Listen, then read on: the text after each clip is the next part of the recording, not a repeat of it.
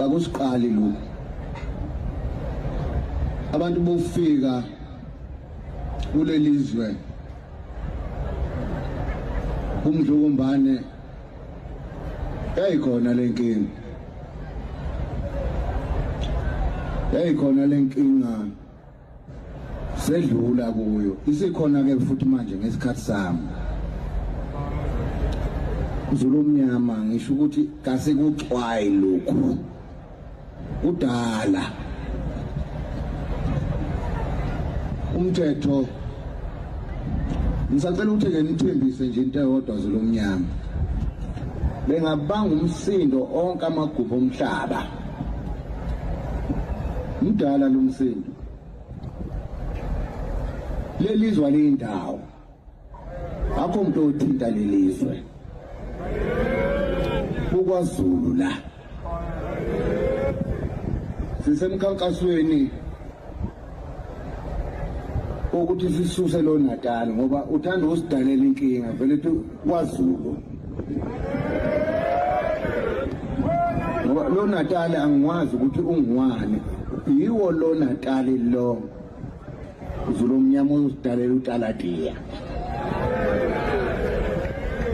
KwaZulu njengegama lami nje ngizomisa uZulu mina ngizomisa uZulu angizeli ukuzomisa uNatal ngaprofitwa ngingakazalwa ngisho ukuzalwa ukuthi ngiyosiphatha mina lesi sizwe Singomakhanya sizwile ngonyama ikhuluma izwi esilamukelayo nesivumelana nalo elithi uNatali awususwe lapha KwaZulu ngoba awuhlangene uNatali nesizwe sakwaZulu isizwe sakaZulu siwuZulu asiwona uZulu Natali so sizwile ke ngonyama ibhonga ikhiphizwi umlomo kaphikiswa umlomo kawaqamba manga ingonyama yamakhosi ekuyiyona ehlele esihlalweni kulesi sikhathi esiphila kuso njengoba isahleli nje esihlalweni iphethe wonke amandla namagunya ukuthi masibhonga isihlalo ngoba ingonyama kahle kahle ilesi yasihlalo uma sibhonga lesi yasihlalo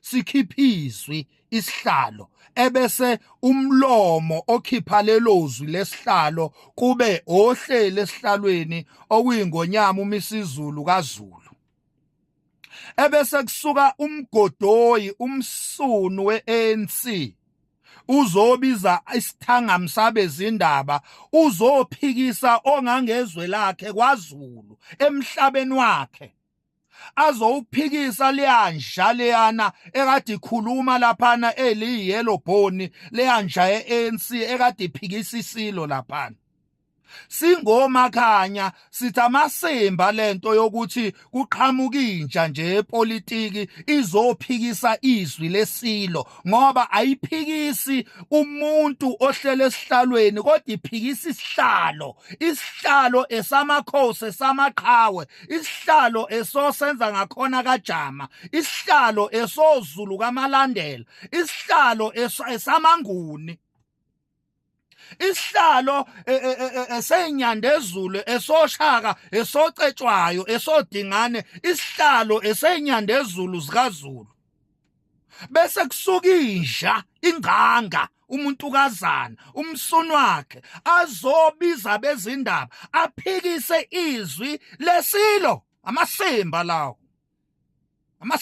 lawo inqoza leyo singomakhanya sithi izwi lesilo limile alizoshintsha umuntu futhi kuzokwenzeka kusho thina iyodwa nje into esicelayo nina besilo endlunkulu kakhulukazi kumlomo wesihlalo ongangezwe lakhe isilo umisizulu kaZwelithini sicela nje into eyodwa ngangezwe lakhe sicela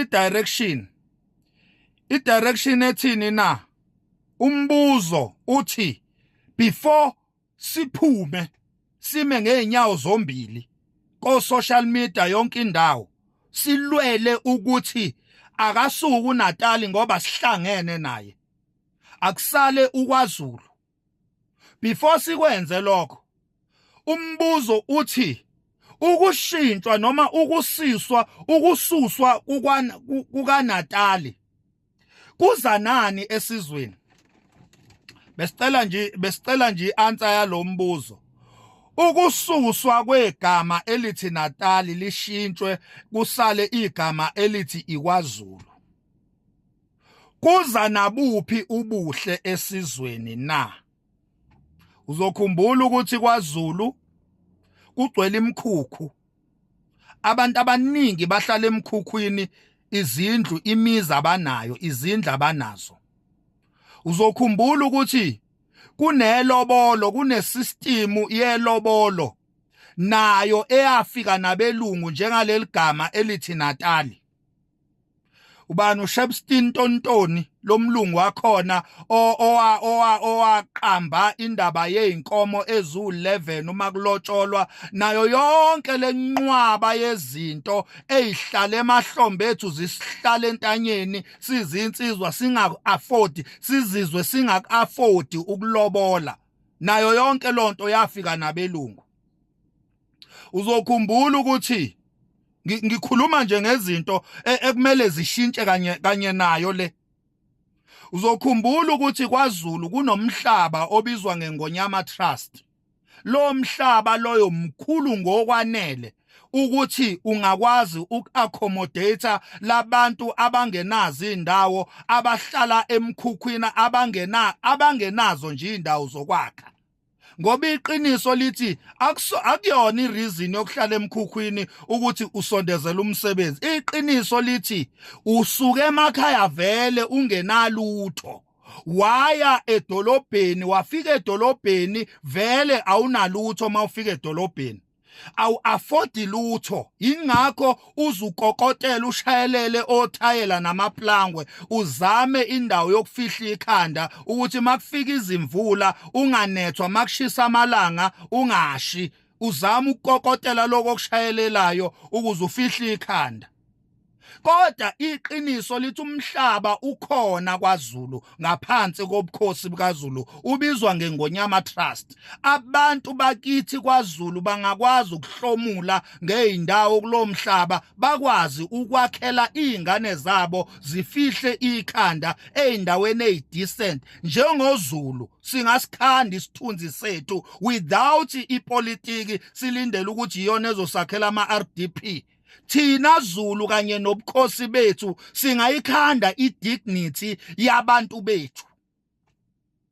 Ngihighlighta nje izinto eyingashintsha nje KwaZulu zenza ukuthi uZulu abuyelwe isithunzi sakhe esipheleleyo, uhlonishwe umhlaba wonke uZulu ngenxa yokuthi walwela igugu lakhe, washintsha impilo yabantu bakhe uZulu. Nangempela impilo yashintsha. Izizwe, thina Zulu siyisibuko sezizwe, siyisibuko thina sezizwe zomhlaba. Kusukela la eSouth Africa kuya Africa kuya ngaphesheya kolwandle, siyisibuko thina singakwazi thina KwaZulu ukushintsha isimo sempilo yabantu bakwaZulu ngezinto zakwaZulu. Singadinge eGoli, singadinge eCape Town, singadinge lutho, siwuZulu nje singakwazi ukuyenza lonto. Umbuzo uthi ukushintsha kwegama elithi Natali kuza nani KwaZulu? Noma kuza kodwa nje kuzovele kushintshwe igama lodwa, wena wabona ukushintshwa kwamagama eyitrati, okuvele nje kushintshwe igama lestrati maqede kuphele kanjalo, kungabikhona lutho ehlonyulwa abantu abakhele lowo mgwaqo loyo okushintshwe igama lawo. Kuza nani ukushintshwa kwegama elithi Natali? Lona siyafuna impela lishintshwe ngoba limbi, asilifuni. Kodwa manje sicela ama-benefits ahambisana nokushintshwa kwalo, ngoba uzokhumbula ukuthi ngesikhathi lingena alingenanga lodwa leli gama, langena nezinto eziningi ezabulala isizwe, zasusa isizwe ezimpandeni zaso, zasibulala isizwe sadlebeleka, isizwe sasuka kwi-identity yaso ngenxa yezinto ezafika negama elithi Natali. indlala nokuswela nokuphelelwa amandla nokungabi nesithunzi kwafika negama elithi Natal kwaZulu. Kungashintsha konke lokho. Okugcina siyazi ukuthi emhlabeni wakwaZulu kunezimayini, kunomnotho omkhulu ngalendlela yokuthi wanele ukuphilisa isizwe sikaZulu alone. Umbuzo uthi imaphi amaplani isilo sethu esinawo? Sicela i-ideology yesilo ngoba sifuna ukuphuma manje kuyipolitiki, sifuna ukusubmitha ebukhosini njengesizwe. Uma ngabe ibukhosi budisplaya i-good ideology, budisplaya amaplan amahle ngesizwe sazo, sifuna ukuyeka ipolitiki isiphoxile ngoba iyo le eperpetrate indaba yokuthi igama malingashintshwa elithi Natal siqhubeke sibe abused ngoba leli gama li-abuse esizweni, liyinhlekisa, liyichilo leli gama elithi Natal. Manje sicela ukuthi isilo sethu ake siphumele obala manje, isilo ake siyeke manje ukusaba. Isilo ake simane siboshwe, masiboshwa aboshwa amaqhawe aso, baboshwa ocetshwayo, baboshwa onodumehlezi, olokhuze, omamonga wosuthu, isilo uDinuzulu baboshwa, beboshelwa ukumela amaqiniso ngokungesabi. Sicela nesilo sethu ukubona. Ngiyayizwa nami leyo ukuthi isilo sakwaZulu naso siyayipropose ukuthi lisuke igama elithi Natal egameni elithi KwaZulu Natal, ngenxa yokuthi lafake-ke ngezikhathi zencindezelo. Ake nginibuze-ke we bantu bakwaZulu Natal, ubandlululo lolu luqale nini? Incindezelo iqale nini? Ngoba ukubili lokhu, khona ubandlululo, khona incindezelo, ungayifanisi lento ayifani.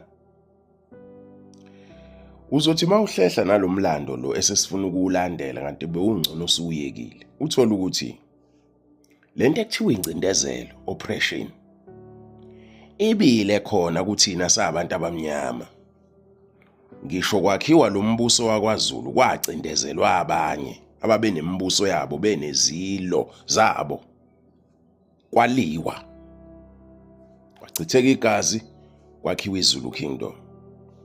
Amanye ama-kingdom ashabalala phela, amanye angene ezivumelanweni, achema nesilo uShaka, kwakhiwa iZulu Kingdom. Okay, now uyabona ukuthi incindezelo ayifikanga nabamhlophe. Uma mina ngizothi ngumthuyi bese ngiyakhonjwa kuthiwa indoda unathi or awukho nathi, mawungekho nathi malapha kude uyisitha siza kuwe. Ingakho abanye babaleka bashona koBulawayo, koZimbabwe, abanye bashona koSwaziland, abanye babaleka baze bayofika eAst Africa, koTanzania. Nqaba abantu ababaleka, kwakudlalwa yini?